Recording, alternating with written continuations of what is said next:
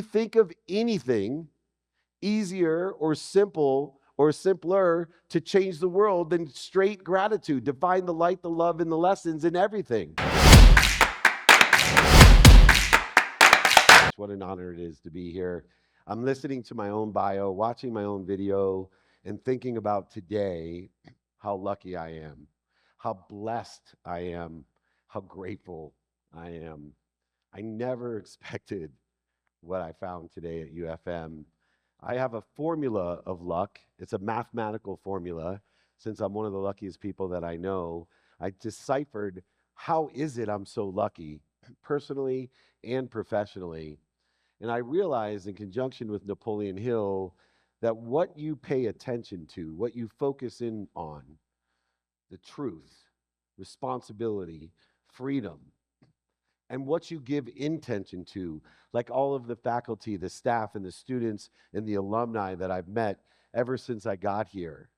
What you pay attention to and what you give intention to by doing, saying, thinking, feeling, and believing in alignment with this freedom, the University of Freedom, UFM, equals the coincidences in our lives. A very simple formula. What do you pay attention to, what you give intention to, equals the coincidences, the coinciding of the universe with this amazing place. I have a favorite quote that I wish I would have learned when I was young, and it's simply, you're either humble or you're about to be. And every day it keeps coming up in my life. And as I have visited over 200 cities this year, schools, organizations, companies, I thought to myself, do I have time to squeeze in Guatemala between Ad Week in New York and the Aspire Tour in Washington, D.C., which I'm supposed to be on stage at 9 a.m. tomorrow? Do I really have time? This school that I really hadn't been aware of, but I trusted the calling to say, absolutely. And I've been nothing but impressed. I'm so grateful that I took the opportunity for this coincidence, because I have spoken at every great university in the world, from the University of Shanghai to Oxford to Stanford to Harvard. And I will tell you this, they don't have anything on this school. This school is aligned with my mission of empowering over 1 billion people to be happy. People say, Dave, you're crazy. I was afraid to tell my wife after I recovered from losing over $100 million, and here I was making more money, helping more people, and having more fun. I was afraid to tell my wife that I had a calling, a mission in my life, a legacy over all the likes, all the years I spent buying stuff I didn't need to impress people I didn't like, worried about, what I want them to think I am.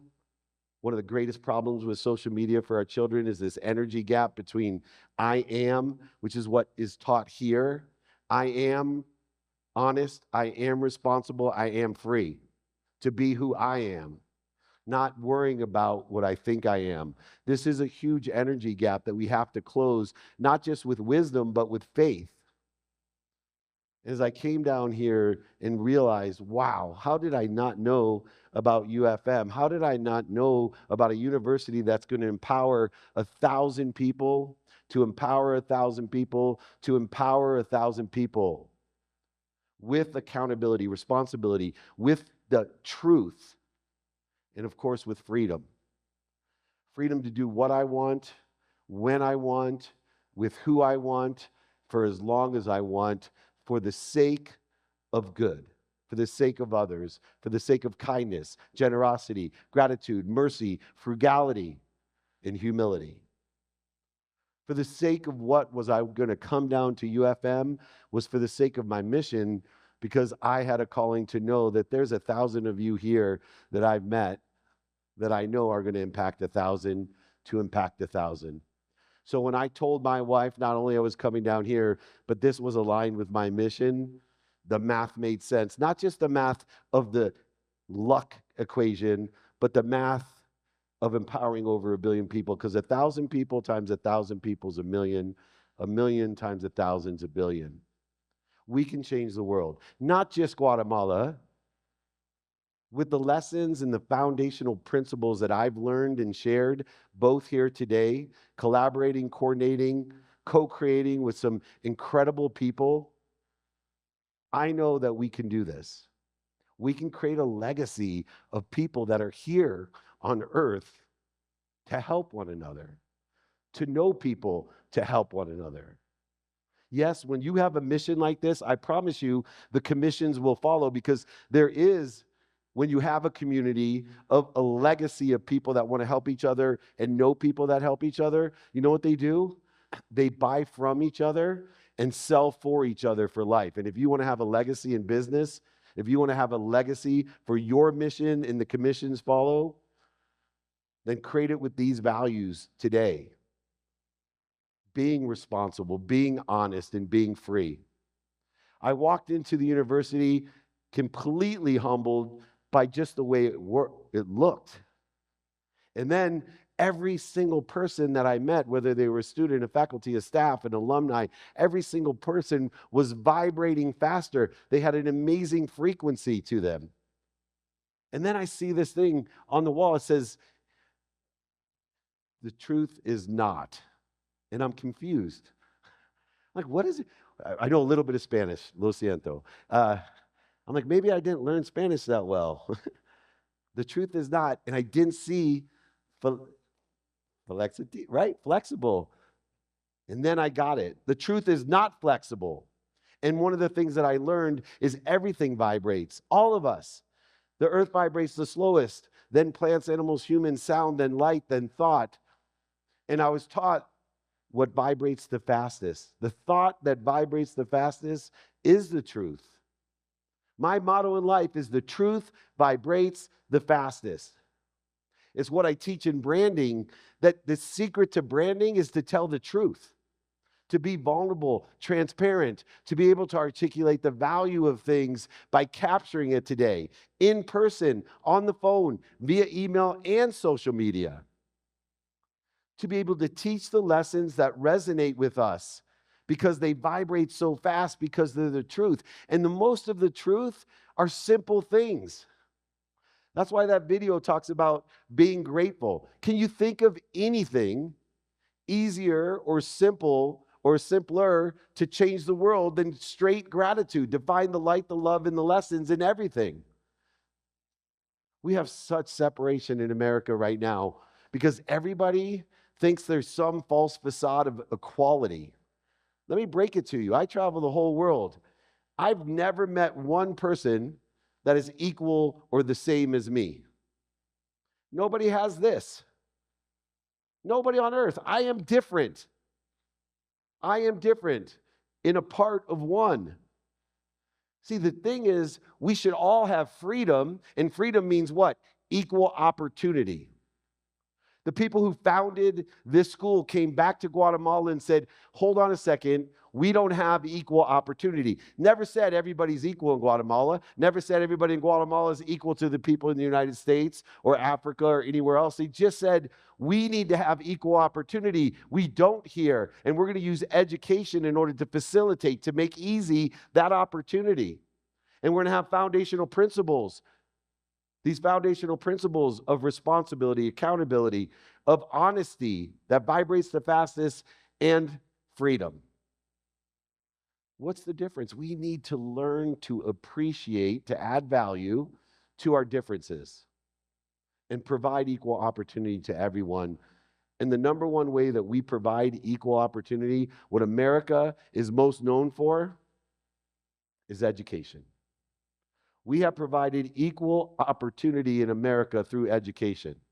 And it's not an accident as our education fails us in the United States, so does what we learned about the equal opportunity. And now we face this tragic separation again and this differences instead of appreciation of those differences.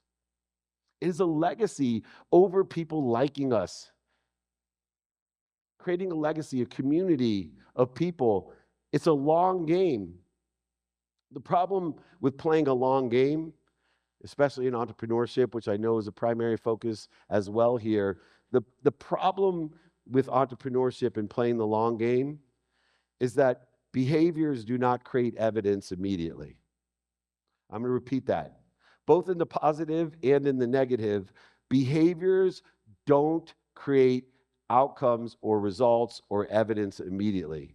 And it's becoming more and more challenging because people, including old people like me, are expecting outcomes to happen very quickly. But I remember when an ATM machine was a major technology because it saved me an hour and a half on Friday standing in line to cash my check at the bank. Now people think ATMs are slow. We want to accelerate, aggregate, and compound our outcomes by our behaviors. And those behaviors, we need to know what we want in alignment with where we think we want to be, but also we need to change the way we look at the past. We can't look at the past mistakes, failures, setbacks, defining moments, historical relevance as punishment, limiting our own self-image.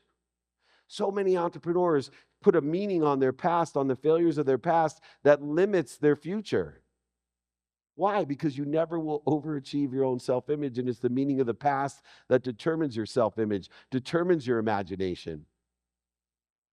We want to have behaviors that are aligned with what we want for the sake of others, in alignment with a divine direction, so without, when those detours come, when there's no evidence that you're going to get to where you think you are, or you have contrary evidence that you're ever going to get there, you're going to have the faith that you are not punished, because you are concentrating on the behaviors, and you know the behaviors are aligned with where you want to be or better.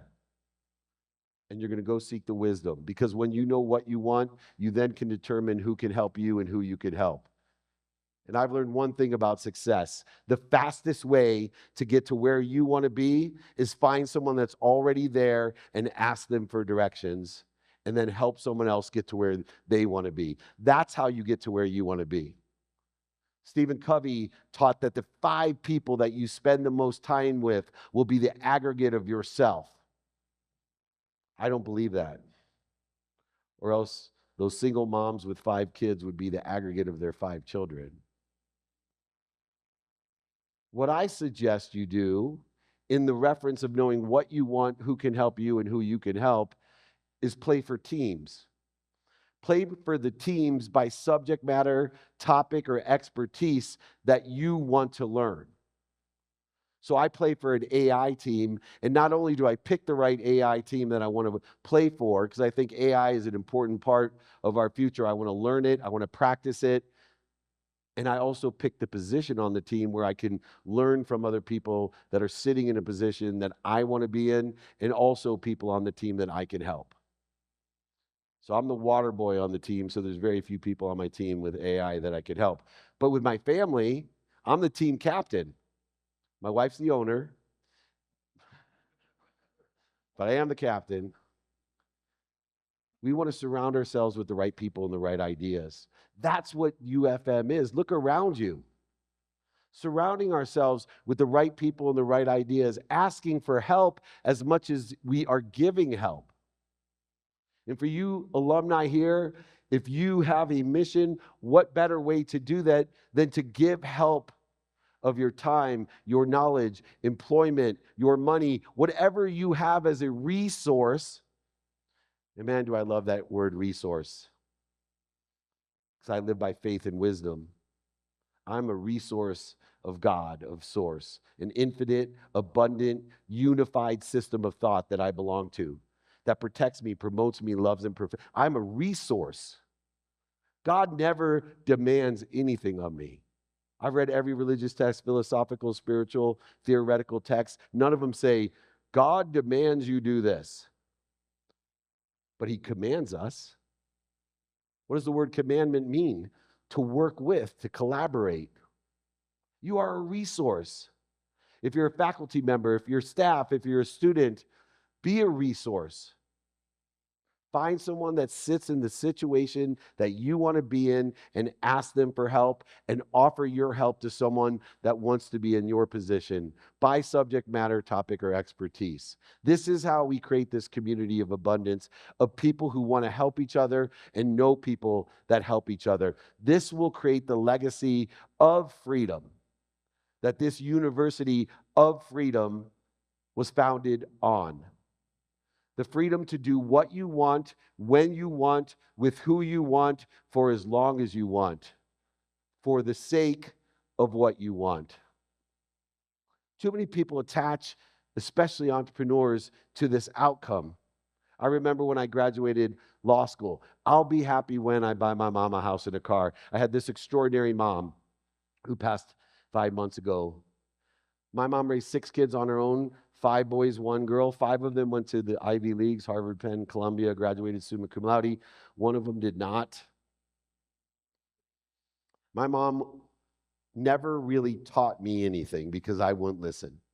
I wish I would have, but I can't tell you how much I caught by watching my mom teach the second grade, come home, pack her dinner, me dinner, all the kids, pack us into a car, have the older ones teach the younger ones while she filled up turnstiles with greeting cards at convenience stores, never feeling punished, telling us that education would be the way that we could do what we want with who we want for as long as we wanted, as long as we were helping others.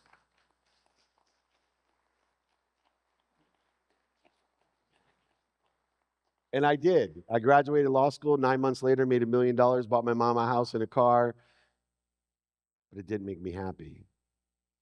And then we exited in 1995 for $3.4 billion. And I said to myself, I'll be happy when I have $10 million. And I said, I'll be happy when I had $20 million, 30, 40, 50. The funny thing was, the higher and the more money I got, I was less and less happy because I kept buying things I didn't need to impress people I didn't want, attaching my happiness to an outcome instead of asking myself, as my mom had taught me, a definiteness of purpose. I don't care what you want, but you better be able to tell me for the sake of what? For the sake of what? That's what this school teaches these kids every day. Don't worry about the likes and the follows.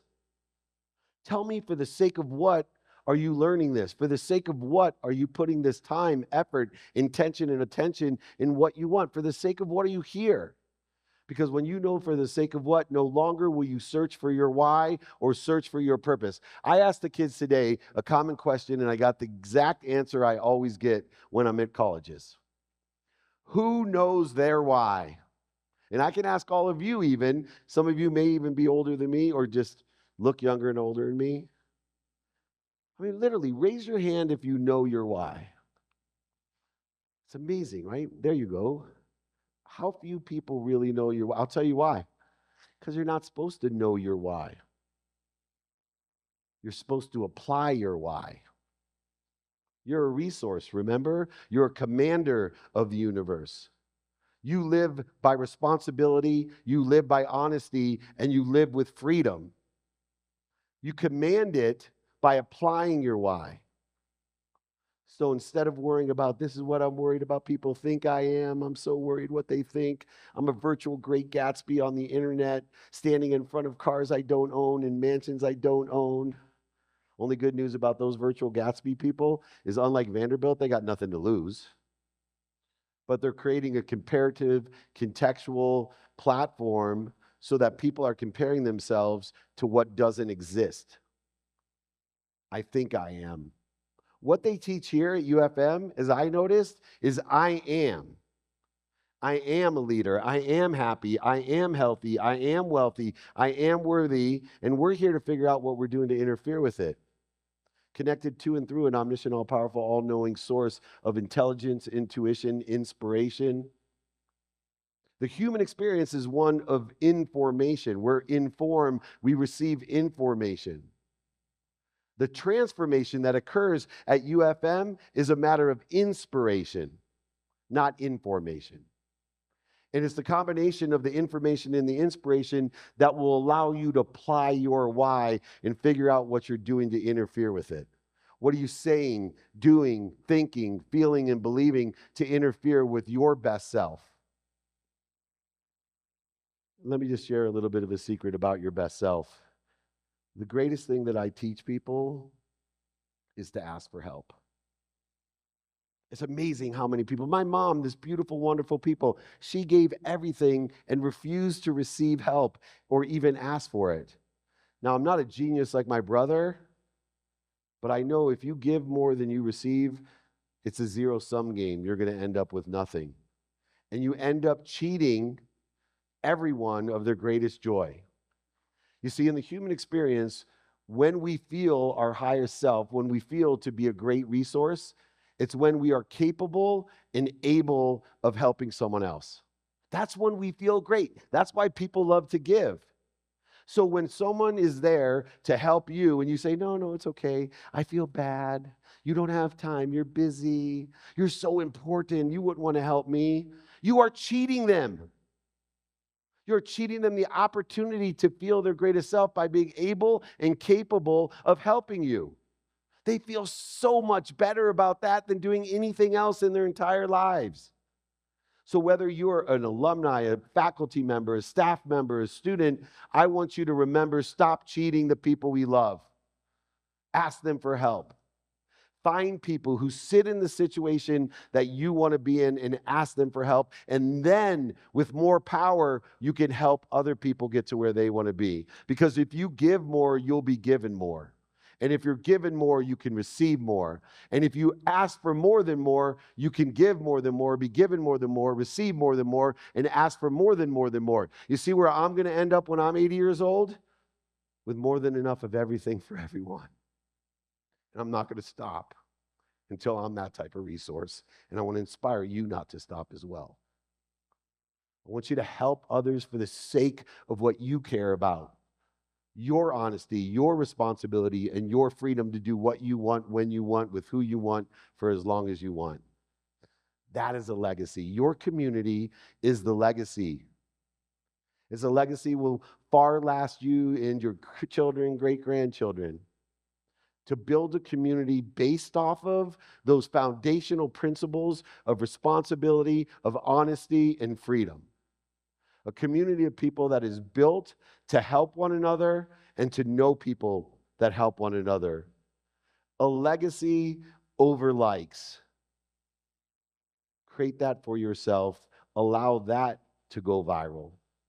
And I promise you, you will make a lot of money. You will help a lot of people and have a lot of fun. And one thing I've learned about being around billionaires, millionaires, entrepreneurs, celebrities, athletes, and entertainers at the highest level, beyond having a desire that you must be what you can be, all of those people who make a lot of money for the sake of helping others and have a lot of fun every day, they're extremely happy. And if I can help you, empower you to be happy, to empower another 1,000 to be happy, to empower another 1,000 to be happy, that's what will make me happy. God bless all of you. I can't wait to come back. Thank you so much.